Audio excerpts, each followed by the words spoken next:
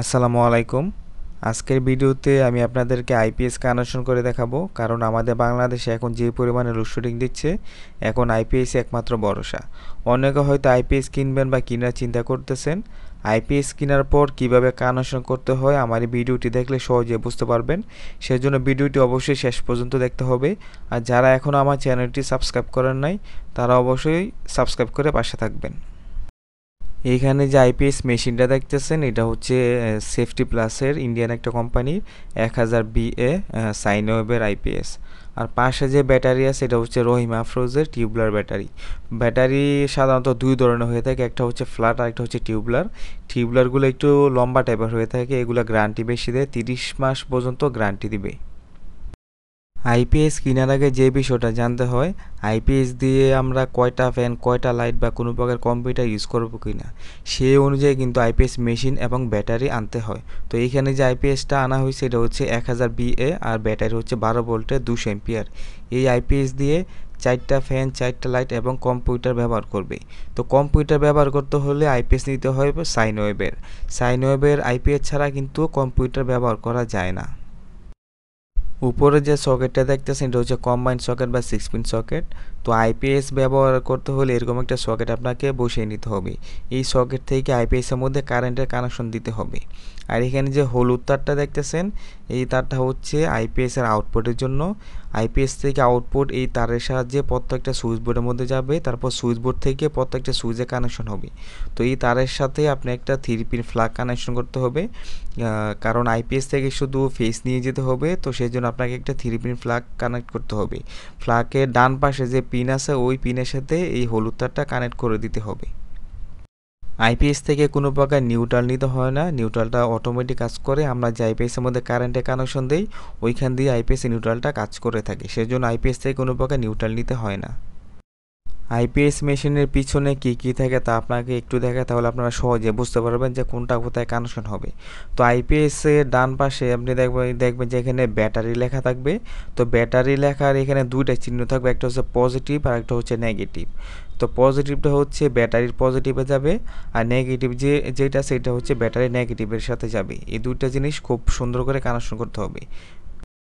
তারপরে এখানে আপনি দেখবেন যে এসি ইনপুট লেখা আছে, যে তারটা দিয়ে আইপিএস এর মধ্যে কারেন্ট যাবে। এই তারটা আপনার ফ্ল্যাগের মধ্যে মানে কম্বাইন্ড সকেটে কানেক্ট করতে হবে।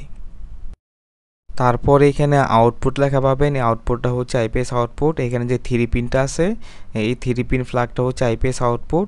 এই ফ্ল্যাগের যে ডান পাশে যে পিনটা আছে এটা হচ্ছে আইপিএস এর পজিটিভ। এই পজিটিভটাই আপনার হলুদ তারের সাহায্যে প্রত্যেকটা সুইচ বোর্ডে যাবে, তারপর সুইচ বোর্ড থেকে প্রত্যেকটা সুইচে আইপিএস এর তারটা কানেকশন হবে। আইপিএস এর তার কীভাবে কানেকশন করতে হয় তা আমার চ্যানেলে ভিডিও দেওয়া আছে, চাইলে আপনারা দেখে আসতে পারেন। তো আইপিএস মেশিনের পিছনে কি কি থাকে তা তো আপনারা দেখছেন। তা এখন আমি আইপিএসটা যখন আমি কানেকশন করব তাহলে আপনারা খুব সহজে আরও বুঝতে পারবেন। তো আইপিএস মেশিন কানেকশন করতে হলে খুব সুন্দর একটা জায়গা লাগবে যেখানে আপনার ছোটো বাচ্চারা হাত না দিতে পারে, কারণ আইপিএস মেশিনের মধ্যে আপনার কারেন্টের লাইন থাকে, ব্যাটারি লাইন থাকে, ছোটো বাচ্চাদের কাছ থেকে দূরে রাখাই ভালো। প্রথমে আমি আইপিএস এর সাথে ব্যাটারিটা কানেকশন করব। এখানে দেখেন দুইটা তার আছে, একটা হচ্ছে লাল আর একটা হচ্ছে নীল।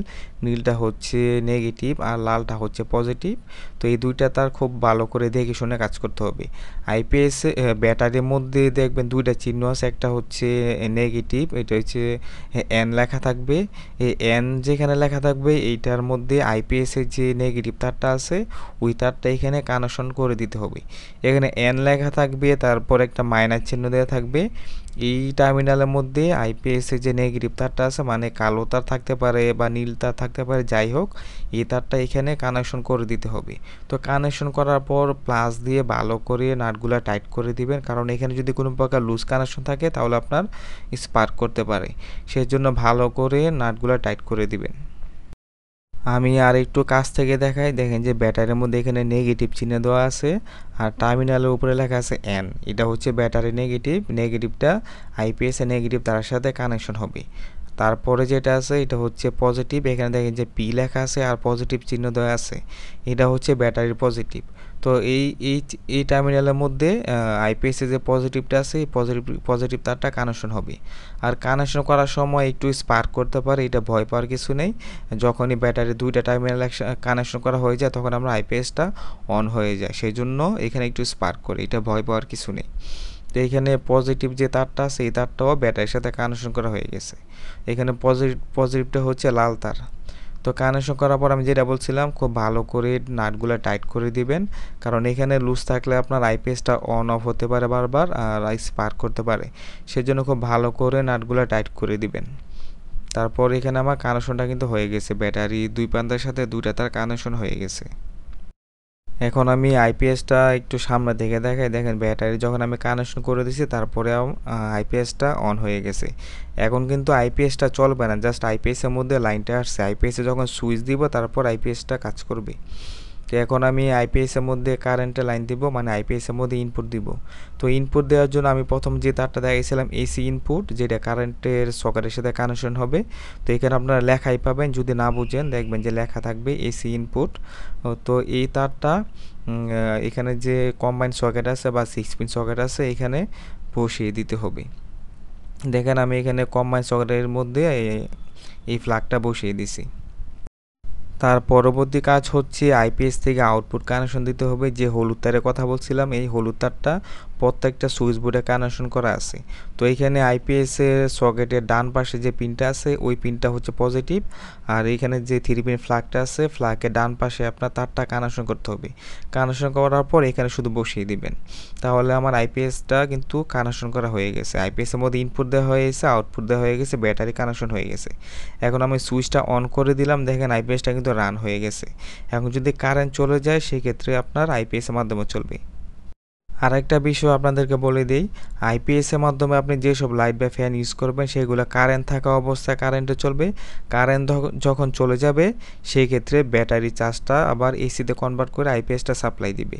এটা আইপিএস অটোমেটিক কাজ করে, আপনাকে কোনো প্রকার ধরতে হবে না, কিছুই করতে হবে না। কারেন্ট যখন থাকবে কারেন্টেই চলবে, কারেন্ট যখন চলে যাবে সেক্ষেত্রে আইপিএসে চলবে। আশা করি আপনারা সবাই বুঝতে পারছেন।